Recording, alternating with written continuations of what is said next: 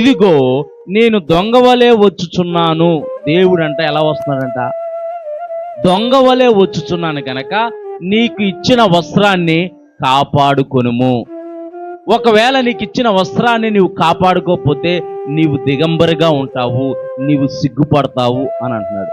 దేవుడు నీతి అనే వస్త్రాన్ని మనకు ధరింపజేశాడు.